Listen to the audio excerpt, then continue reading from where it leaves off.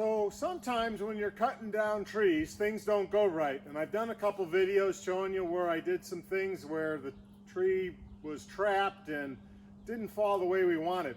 But sometimes storms and old rotten trees fall down and you get a mishmash of stuff.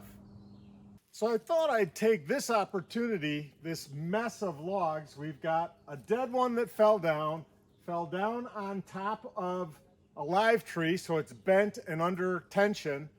We've got a pine tree that came down in the storm. It hit another oak tree that's live and is holding it under tension, and it's all in the way of the fire break. So how do you go and safely cut all this down? Well, you definitely want to keep safety in mind, and I was talking with my friend Ray, and he had seen my video where, hey, you turned your back on that tree that was leaning and it could have fallen on you. And we talked about, you always got to be safe, and I like to keep the movie The Final Destination. I don't know if you remember those from when you were a kid. I think they still make those movies, where every conceivable accident could take place. So when you're working in the woods, especially with chainsaws, you need to kind of have that final destination thought in your head. If something can go wrong, it will.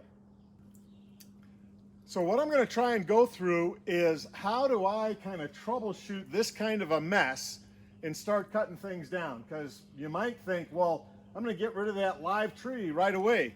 That's actually probably the last thing I'm going to cut because it's under a lot of pressure from this dead tree. So let's start to dissect this and figure out how do we go from this mess to a clear fire break trail safely. No final destinations for me.